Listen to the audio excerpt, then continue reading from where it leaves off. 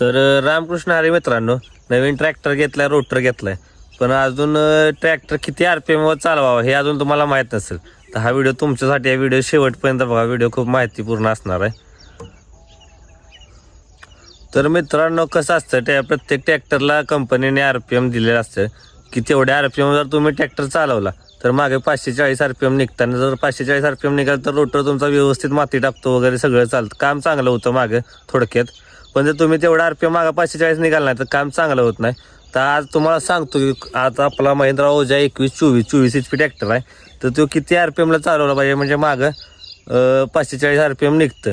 ही काही लय मोठी गोष्ट नाही. आता बऱ्याचशा माणसांनी ही गोष्ट माहीत असं किती RPMला चालवलं, पण जे नवीन आहेत या क्षेत्रात त्यांना अजून माहीत नाही. ते अजूनही फोन करून विचारते दादा किती RPMला चालवलं पाहिजे, त्यांच्यासाठी हा व्हिडिओ असणार आहे. तर तुम्हाला दाखवतो. तर मित्रांनो, इथं बघू शकता हा डॅशबोर्ड आहे महिंद्रा ओजाचा 2380, म्हणजे थोडक्यात 24चं रेस केलं तर मागं 540 RPM निघणार, तुमचं काम चालू होणार आहे. त्यामुळे हे डॅशबोर्ड आहे. ह्या डॅशबोर्ड कुठेतरी लिहिलेलं आहे 1650 आणि इथं रोटरचं चिन्ह दिलं आणि ई लिहिलंय. म्हणजे 540 जे वापरतो आपण ती इझी इम्प्लिमेंटला वापरायचं असतं. थोडक्यात ब्लोवर झाला, मळणी मशीन झालं, त्यासाठी हा गेअर वापरायचा असतो. तर मित्रांनो, प्रत्येकाने आपापल्या ट्रॅक्टर डॅशबोर्डवर लिहिलेलं असतं, काही लय मोठी विद्या नाही त्यात, पण आपापला डॅशबोर्ड बघा ट्रॅक्टरचा, त्यात तुम्हाला कळेलच की किती RPMनं चालवलं पाहिजे.